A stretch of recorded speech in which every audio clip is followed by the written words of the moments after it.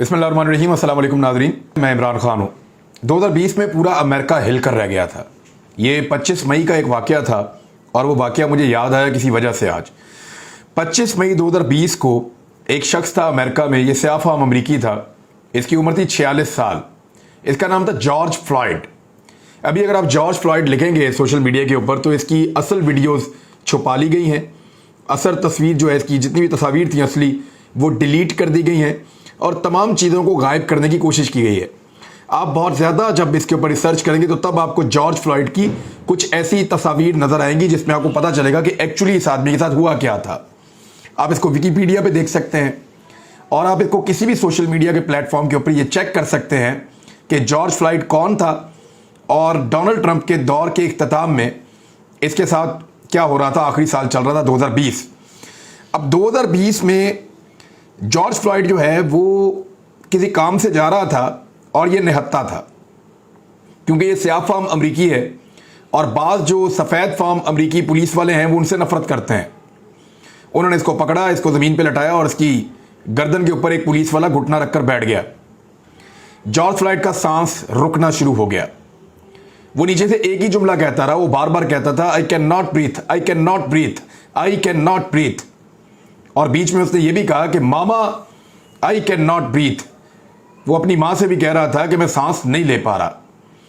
उसने जिन लोगों ने वीडियो बनाई और जो एनी शाहिदीन थे उनके मुताबिक जॉर्ज फ्लॉयड ने 20 मरतबा से ज़्यादा मरतबा, 20 से भी ज़्यादा मरतबा उसने ये जुमला बोला कि आई कैन नॉट ब्रीथ, मैं सांस नहीं ले पा रहा, मेरा सांस बंद हो रहा है, मेरा दम घुट रहा है। लेकिन वो पुलिस वाले ने उसकी एक नहीं सुनी और 9 मिनट तक उसकी गर्दन के ऊपर घुटना रखकर बैठा रहा और फिर उसका जिस्म ढीला पड़ना शुरू हो गया। थोड़ी देर के बाद जॉर्ज फ्लॉयड का इंतकाल हो गया। वो वहां पे मर गया, लेकिन उसने एक अजीबोगरीब कहानी को जन्म दे दिया अमेरिका में। पूरा अमेरिका सड़कों पर आ गया और ब्लैक लाइव्स मैटर ये एक तहरीक बन गई। लोग हर तरफ से आई कैन नॉट ब्रेथ इसका स्लोगन लेकर निकल आए। किसी ने बैनर उठाया, किसी ने पोस्टर उठाया, किसी ने टी शर्ट पहनी और फिर पूरे अमेरिका के अंदर बेशुमार एहतजाज हुए। बहुत ज़्यादा दंगा फसाद भी हुआ और अमेरिकन्स बहुत पीछे चले गए। पूरी दुनिया में अमेरिका की बदतरीन बदनामी हुई। अमेरिका के ऊपर लोगों ने उंगलियां उठाई और इतने ज़्यादा हालात ख़राब हो गए कि अमेरिका को फौरी तौर पर जितनी भी सोशल मीडिया की साइट्स हैं बड़ी बड़ी, फेसबुक, यूट्यूब, गूगल, उन सबको ये कहना पड़ा कि इस आदमी से रिलेटेड जितना मवाद आपके पास मौजूद है सोशल मीडिया पे उस सारे को हटा दिया जाए। 2021 तक आपको इसका मवाद नहीं मिलता। उसके बाद वापस लोगों ने छोटी छोटी चीज़ें डालना शुरू की। मुझे अच्छी तरह याद है उस दौर में एक टेलीविज़न है, पैरामाउंट ग्लोबल टीवी, ये अमेरिकन टेलीविज़न है और इसने अपनी नशरियात को 8 मिनट और 46 सेकंड तक के लिए ब्लैक कर दिया था और वहाँ पे सिर्फ ये वर्ड्स लिखे हुए थे कि आई कैन नॉट ब्रीथ, मैं सांस नहीं ले पा रहा, मेरा दम घुट रहा है। जैसे आप इसके 10 मतलब निकाल सकते हैं उर्दू में, तो आई कैन नॉट ब्रीथ ये उन्होंने टेलीविज़न ने, क्योंकि 9 मिनट तक इसकी गर्दन पे घुटना रखा था और 46 साल इसकी उम्र थी, तो उन्होंने 46 सेकंड इजाफी 8 मिनट के बाद अपने टेलीविजन को ब्लैक स्क्रीन किया और उसके ऊपर ये वर्ड लिखा। और फिर पूरे अमेरिका की बड़ी सुबकी हुई पूरी दुनिया के अंदर। अमेरिका में दंगे फसाद हुए, हालात बहुत ख़राब हुए और ये सब कुछ एक नफरत का नतीजा था, एक बोझ का नतीजा था, दूसरे को अपने से कमतर समझने का नतीजा था, दूसरे को नीचे दिखाना, अपनी अना को तस्कीन देना, इसका नतीजा था। एक ऐसी सोच थी जिसमें यह सोचा जाता था अमेरिका में कि ये लोग ज़रा घटिया है, हम ज़रा बेहतर हैं, ये लोग ज़रा निचले दर्जे के हैं, हम ज़रा बेहतर दर्जे के हैं। ये सोच दुनिया के मुख्तलिफ ममालिक में होती है। वो लोगों को छोटा और बड़ा करके देखते हैं। मैं आपको भी बताता हूँ, 2 जून को जो बाइडन ने अपनी जब कंपेन का आगाज़ किया मई में, तो उन्होंने जो पहला जुमला बोला, उन्होंने कहा I can not breathe, I can not breathe. George Floyd के ये आखिरी अल्फाज थे, बट ये अल्फाज उसके साथ मर नहीं गए। ये अल्फाज आज भी यहां पे हैं, ये अल्फाज सुने जा रहे हैं और ये अल्फाज गूंज रहे हैं हमारे हर तरफ, पूरी कौम के अंदर। और इस तरीके से उन्होंने अपनी कंपेन का आगाज किया उन्हीं अल्फाज के साथ जिन अल्फाज के साथ जॉर्ज फ्लॉयड ने अपनी जान दी थी। मुझे यह वाकया आज क्यों याद आया, मैंने आज शहबाज गिल को यह कहते हुए सुना कि मैं सांस नहीं ले पा रहा, मुझे सांस नहीं आ रहा, मेरा ऑक्सीजन मास्क छीन लिया है, मुझे मेरी ऑक्सीजन नहीं दी जा रही, मुझे सांस नहीं आ रहा। वो दमे का मरीज है और बहुत खौफनाक अटैक उसको दमे का होता है। जब भी आप उसको किसी ऐसी सूरत हाल में या टॉर्चर में डालते हैं तो उसके ऊपर यह अटैक हो जाता है। कल रात को मुझे डॉक्टर ने बताया था पिम्स हॉस्पिटल में, उन्होंने कहा कि इसकी मौत वाकई हो सकती है, यह शख्स किसी भी एक अटैक के नतीजे में मर सकता है अगर इसको प्रॉपरली ट्रीट ना किया गया तो। इस वक्त यह आदमी बहुत प्रेशर में है और उसके साथ बहुत सख्त ज्यादती हुई है और उसके साथ टॉर्चर भी हुआ है। यह डॉक्टर ने मुझे कंफर्म किया। फिर उस डॉक्टर ने मुझे कहा कि हमारे सीनियर डॉक्टर्स के ऊपर बहुत दबाव है। फिर उसने मुझे बताया कि हमारे सीनियर डॉक्टर्स वो जख्म नहीं लिख रहे और वो चीजें नहीं बता रहे जो मैंने खुद देखी हैं। वो सिर्फ इतना कह रहे हैं कि हाथ लगाओ तो दर्द होती है, वो ये नहीं बता रहे कि स्किन के ऊपर उन्होंने किस तरह के निशान और किस किस जगह पे देखे। तो ये मुझे रात को एक डॉक्टर ने बताया, मैं उनका नाम नहीं लूंगा, मैं वहां मौजूद था। उन्होंने मुझे सारी कहानी सुनाई पिम्स के बाहर आके और उन्होंने कहा कि ये बड़ी खौफनाक सूरत हाल है और ये आदमी की डेथ हो सकती है। तो आप क्या चाहते हैं पाकिस्तान में? जैसे घटिया दर्जे का शख्स समझा जाता है अमेरिका में स्याह फाम को, तो क्या हम सारे वैसे ही हैं? ये मुल्क सिर्फ मरियम नवाज के लिए बना हुआ है, मौलाना फजल रहमान के लिए बना हुआ है, नवाज शरीफ के लिए बना हुआ है, ख्वाजा आसिफ ख्वाजा साद रफीक के लिए बना हुआ है या तलाल चौधरी के लिए बना हुआ है? वो जो मर्जी कहते हैं उनको आप जेल में नहीं डालते। उन्होंने जहरीला प्रोपेगेंडा किया पाकिस्तान की फौज के खिलाफ।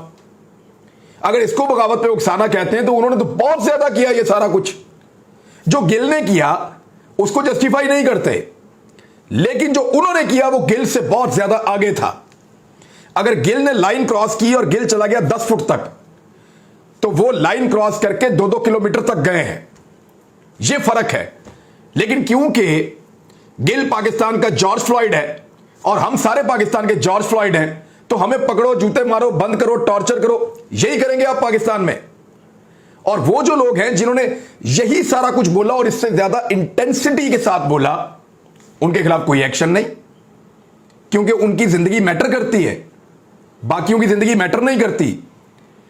मुझे वो वाकया याद आया सिर्फ, और मुझे तकलीफ पहुंची कि जो तबकाती निजाम है जो लोगों को सतहों के अंदर डिवाइड कर देता है कि ये आला नस्ल के लोग हैं, ये बेहतर लोग हैं, इनके पास ज्यादा पैसे हैं, ये बिलियनियर्स हैं, इनके लिए कानून कुछ और है, इनके पास जत्थे हैं, इनके दहशतगर्दों के साथ ताल्लुकात हैं, इनके लिए कानून कुछ और है। ये जो हैं ये वज़ीर आज़म के बेटे हैं, बेटियां हैं, इनके लिए कानून कुछ और है। ये वज़रा रह चुके हैं, इनके लिए कानून कुछ और है। तुम लोग कीड़े मकोड़े हो, तुम्हारे लिए कानून कुछ और है। यही होता है ना तबकाती निजाम, कहीं पे रंग की बुनियाद पे, कहीं नस्ल की बुनियाद पे, कहीं इक्तदार और ताकत की बुनियाद पे, कहीं पैसे की बुनियाद पे, हर जगह के ऊपर। और पाकिस्तान में अनफॉर्चुनेटली मुझे ये विटनेस करना पड़ा आज। यानी क्या जिद निकालनी थी, एक आदमी खुद गिल्टी हो रहा था। अगर शहबाज गिल को गिरफ्तार ना करते ना, सिर्फ एक पर्चा दे देते और वो जमानतें कराता फिरता, तो पूरे पाकिस्तान में रुसवा हो जाता।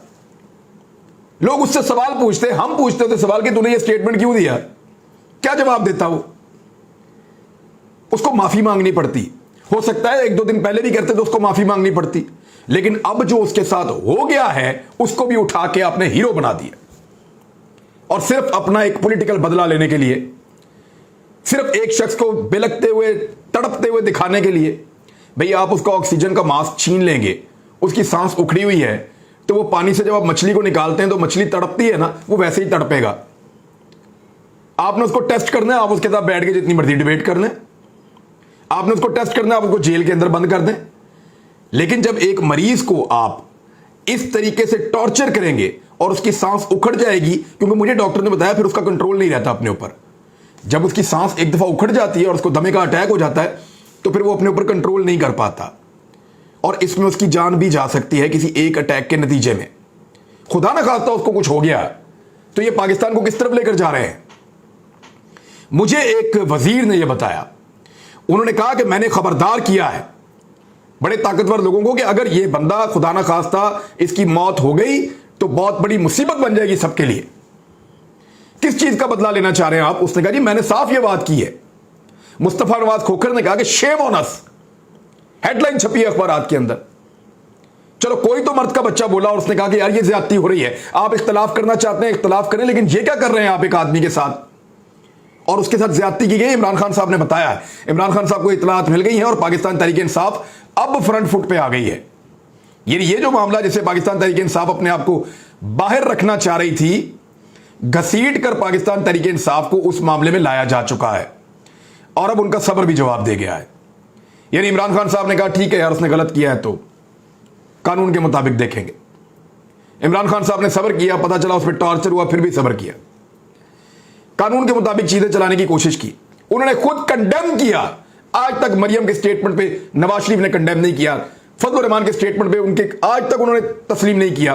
ख्वाजा आसिफ का स्टेटमेंट, ख्वाजा साद का स्टेटमेंट, तलाल चौधरी का स्टेटमेंट, अयाज सादिक का स्टेटमेंट, जरदारी का, किसी ने आज तक कंडेम किया या किसी ने आज तक कहा कि वो स्टेटमेंट गलत था या इतना तस्लीम भी किया होगा यार स्टेटमेंट गलत था? किसी ने आज तक ऐसा किया ही नहीं। इमरान खान बैक फुट पे चले गए थे, उन्होंने कहा ठीक है यार मैं नहीं चाहता तसादुम, उन्होंने कह दिया कि यार ठीक है उसका जुमला गलत है, लेकिन उसके बावजूद जो उसके साथ हुआ उसकी इतला इमरान खान को मिली है और अब सबको भुगतना पड़ेगा। मैं बताता हूं कि हुआ क्या है। इमरान खान साहब ने ट्वीट किया और अब वो बता क्या रहे हैं। तमाम तस्वीर वीडियोस इनमें वाज़ेह है कि जिनसी ज्यादती समेत, यह बड़ा सीरियस एलिगेशन। जब आपने किसी आदमी को पूरी तरह तबाह बर्बाद कर देना होता है ना, उसकी इज्जत नफ्स आपने तबाह कर देनी होती है कि वो टूट जाए बर्बाद हो जाए, तो फिर इस तरह के हथकंडे अबू गरीब जेल के अंदर, ग्वांतानामो बे में, ऐसी जगहों पे होते हैं। ये इमरान खान साहब ने दावा किया है और वो कह रहे हैं मेरे पास इंफॉर्मेशन है। तमाम तस्वीर वीडियो में वाज़ेह है कि जिनसी ज्यादती समेत गिल को ज़हनी और जिस्मानी तशद्दुद का निशाना बनाया गया, और वो भी ऐसे भयानक तरीके से कि जिसका मवाजना तक मुमकिन नहीं है। इसे तोड़ने के लिए उसकी बदतरीन तज़हीक की गई है, उसको जलील किया गया है। मुझे अब मुकम्मल तफसीलात मौसूल हो चुकी हैं। वो प्राइम मिनिस्टर ऑफ पाकिस्तान रहा है, उसके अपने सोर्सेज हैं। कैसे हो सकता है कि कोई लोग कुछ करें और उसको पता ना चले? उन्होंने कहा मुझे अब मुकम्मल तफसीलात मौसूल हो चुकी हैं। इस्लामाबाद पुलिस का मौक़िफ़ है कि उसने किसी किस्म का तशद्दुद नहीं किया।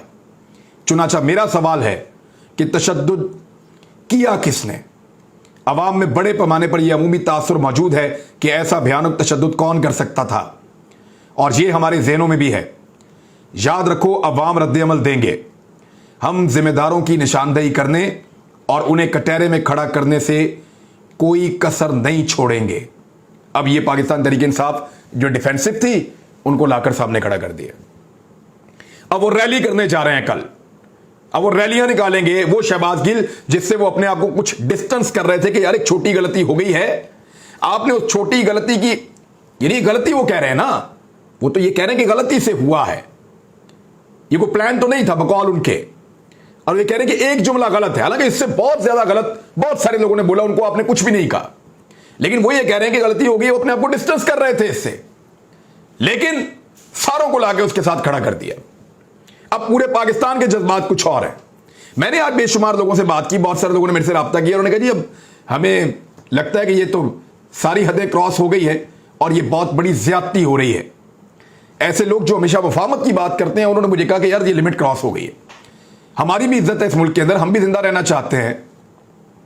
जिस किस्म की ज्यादती गिल के साथ हुई है, और कुछ लोगों ने कहा कि वाकई जिनसी ज्यादती हुई है, वेरी अनफॉर्चुनेट अगर ऐसा हुआ है तो। और इमरान खान साहब कह रहे हैं कि उनके पास रिपोर्ट है। अब वो रैली निकालने जा रहे हैं कल, इमरान खान साहब खुद क़यादत करेंगे। जिस चीज के साथ उनको दीवार से लगाया जा सकता था, अब उस चीज के ऊपर जो है ये हुकूमत खुद दीवार के साथ लग जाएगी जाके। क्यों मुल्क को तसादुम की तरफ लेकर जाते हैं? कितने बंदे पकड़े आपने इस तरह के घटिया बयान देने के ऊपर? कितने सियासतदानों को और कितने रहनुमाओं को आपने सजा दी और जूते मारे इस तरह? कितनों के साथ आपने जिनसी ज्यादतियां की इस तरह, जिस तरह इमरान खान साहब कह रहे हैं बकौल उनके? किसने किया? तो इमरान खान साहब के पास बहुत सारे सवालात अब फिर इकट्ठे हो गए हैं पूछने के लिए।